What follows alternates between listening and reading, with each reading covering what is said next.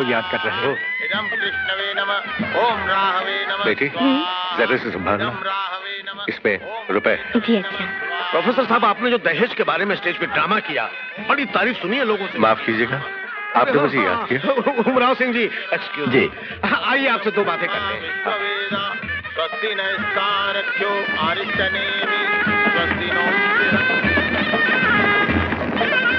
ये अन्याय न करो रघुवीर सिंह जी।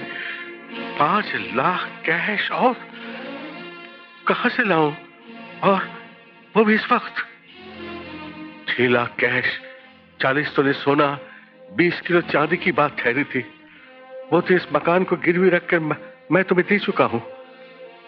अब और देने की हिम्मत नहीं है मुझमें। मैं खूब समझता हूं, हम लोग दोस्त हैं, लेकिन मैं भी मजबूर हूं।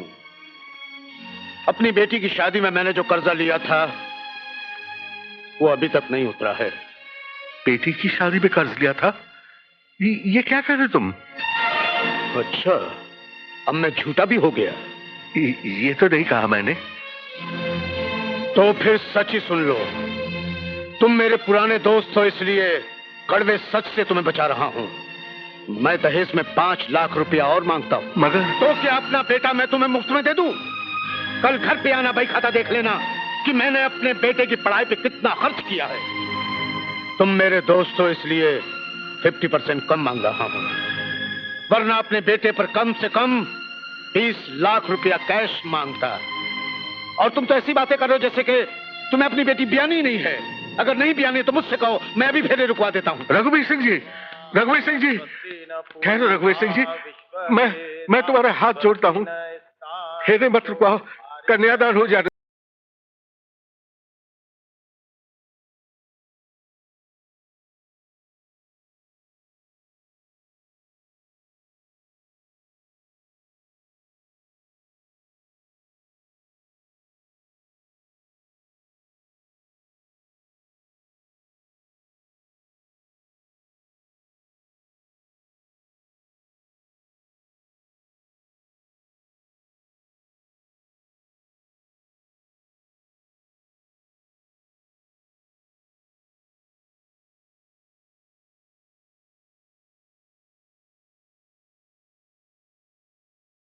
बेटी, आप रुक क्यों गई?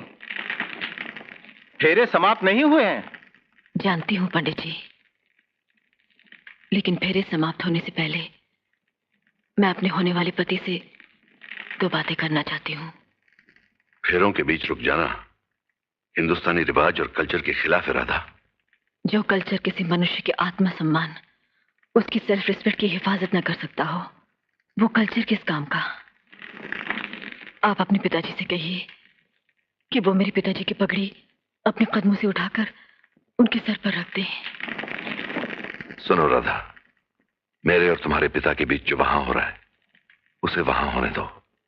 मेरे तुम्हारे बीच जो यहां हो रहा है इसे मत रोको। वहां भी अपमान हो रहा है और यहां भी अपमान ही हो रहा है। बेटियां बाप की पगड़ी में लिपटी होती हैं, पगड़ी उतर जाए तो वो नंगी हो जाती हैं। इसलिए जाकर अपने पिताजी से कहिए कि जो पगड़ी उनके कदमों में है वो आपकी भी इज्जत है और उनकी भी। अपने बड़ों की बात काटना मुझे नहीं सिखाया गया। अगर आप मेरे पिताजी की इज्जत नहीं कर सकते हैं तो आपके घर में मुझे क्या इज्जत मिलेगी? मैं आपसे प्रार्थना करती हूँ, आप अपने पिताजी से कहिए कि वो मेरे पिताजी की पगड़ी उठाकर वापस उनके सर पर रख दें। और अगर ना कहूं तो? इस गठबंधन में एक चादर मेरी भी है। मैं इस गठबंधन को हवन कुंड की इस पवित्र अग्नि में जला दूंगी, जिसके फेरे लेकर आप मेरी इज्जत करने और रक्षा करने की झूठी शपथ खा रहे थे। मैंने कहा ना, मैं अपने पिताजी की कोई बात नहीं काट सकता। पंडित जी, शादी के मंत्र पढ़िए। नहीं पंडित जी,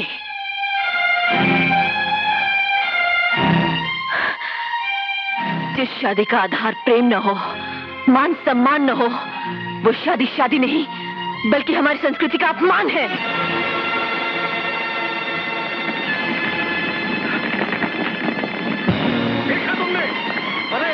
बच गए, वरना ये लड़की मेरा बना बनाया घर जला के खाक कर देती।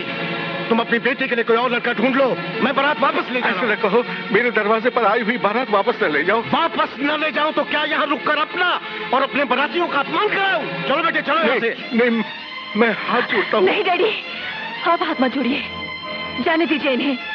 ये बारात नहीं, अपना बेटा बेचने वालों की एक टोली है जो हमारे हिंदुस्तानी सभ्यता की अर्थी उठाने आई है। तुम चुप रहो। अपनी बेटी को हिंदुस्तानी बहू होने की तहजीब सिखाओ उमराव, वरना इस घर में जो भी बारात आएगी इसी तरह वापस लौट जाएगी। हट जाओ, चलो बेटे चलो यहाँ से, चलो।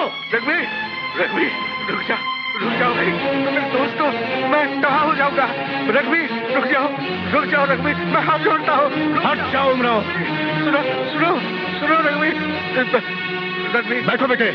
रघुवीर, रुक जाओ बेटे, रुक जाओ। रघुवीर, मुझे कुछ नहीं सुनना। मैं हाथ जोड़ता हूँ। ड्राइवर, गाड़ी चलाओ। रघुवीर, मैं तबाह हो जाऊंगा, मैं तबाह हो जाऊंगा। छी, घर से बारात लौट गई। अरे बाप का तो मुंह काला हो गया।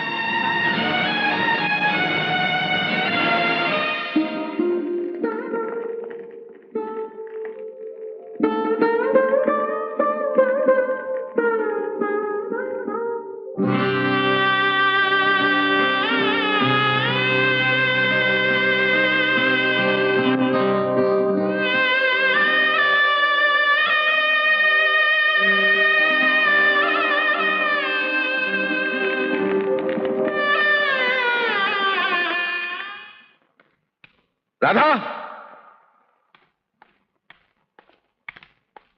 राधा,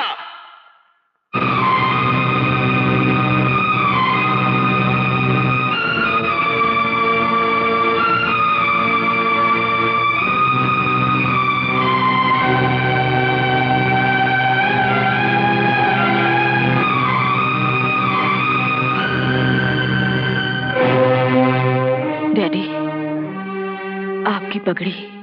मेरी पगड़ी तो तुम्हारी बदतमीजी ने उछाल दी। अपने बाप की और अपने खानदान की इज्जत को मिट्टी में मिलाकर तमाशा देख लिया तुमने। खानदानों की इज्जत का रंग इतना कच्चा नहीं होना चाहिए डैडी कि उसमें आए दिन बेटियों का खून भरना पड़े। हमारे खानदान के सदियों पुराने इतिहास में ये पहली बारात है जो हमारे दरवाजे से लौट गई। जानती हूँ डैडी, लेकिन इस खानदान के इतिहास के साथ साथ इस खानदान की बेटियों को भी इज्जत से जीने का हक मिलना चाहिए। अगर आपने मुझे पढ़ाया लिखाया ना होता तो आज ये बारात भी न लौटी होती। और बारात लौटने से हमारी क्या जिल्लत हुई है डैडी? जिल्लत तो उनकी हुई जो लौटाए गए। रघुवीर अंकल एक फेरी वाले की तरह हमारे दरवाजे पर अपना बेटा बेचने के लिए आए थे। माल खराब था और वो दाम भी ज्यादा मांग रहे थे, इसलिए आपने उनका बेटा नहीं खरीदा। ये तकरीर तुम अपनी बेटी की शादी के लिए बचा रखो। हमारे दरवाजे से हमारी बेटी की बारात लौटी है। नहीं डैडी, जो बारात लौटी है वो मेरी थी और मैं आपके घर में खूंटे से बंधी हुई कोई गैया नहीं हूँ कि आपने रस्सी खोलकर जिसके हाथ में थमा दिया मैं उसके साथ चल दूं। मैं उस आदमी के साथ शादी कभी नहीं कर सकती थी जो चुपचाप खड़ा मेरे पिताजी की जिल्लत का तमाशा देखता रहा। डैडी, मैं आपकी झुकी हुई गर्दन नहीं देख सकती थी। हमारी गर्दन तो उसी दिन झुक जाती है जब कोई बेटी जन्म लेती है। बेटी तो बाप की झुकी हुई गर्दन का एक और नाम है।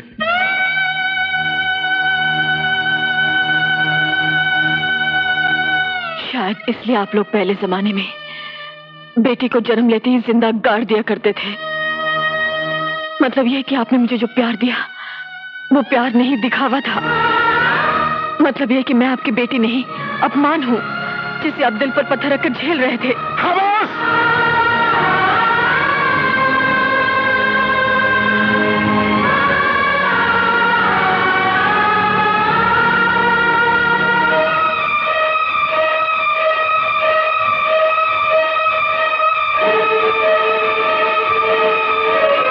तुमने अपने दिल की बात कह ली ना। अब मैं अपने दिल की बात करूंगा।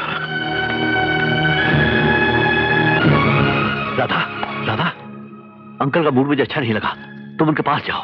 क्या कहने जाऊं कि आप हाथ पांव जोड़कर बारात वापस ले आइए मैं शादी के लिए तैयार हूँ। ये बहस का वक्त नहीं है राधा, तुम उनके पास जाओ, कुछ भी हो सकता है, प्लीज।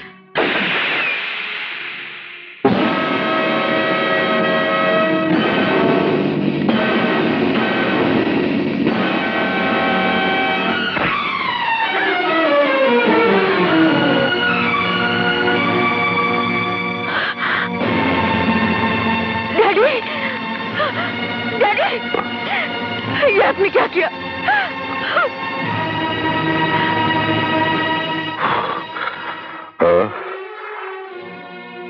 और कोई रास्ता नहीं था।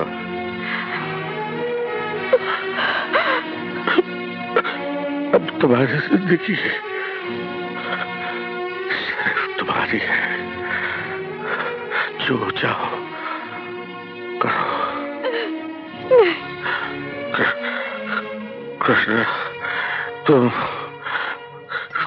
तुम मेरी मौत के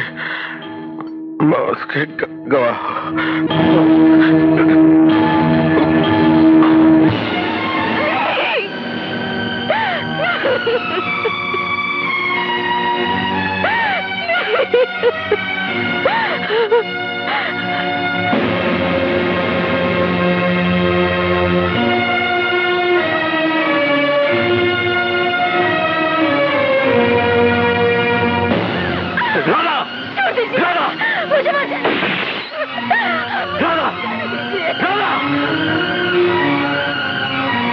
तुम्हारा मर जाना इस समस्या का समाधान नहीं, इस सवाल का हल नहीं। छोड़ दीजिए मुझे, मैंने अपने डैडी का कत्ल किया है।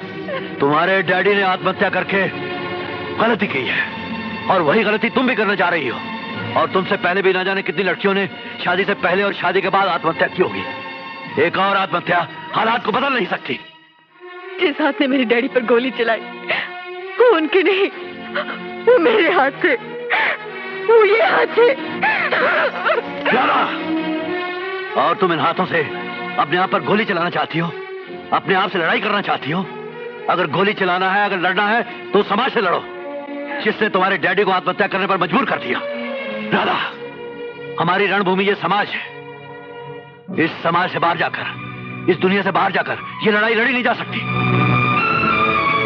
और ये ना सोचो कि अगर तुम नहीं लड़ोगी तो दहेज के खिलाफ लड़ी जाने वाली लड़ाई बंद हो जाएगी। ठीक है, अगर तुम मरना ही चाहती हो तो ये लो रिवॉल्वर और खत्म कर लो अपने आप को।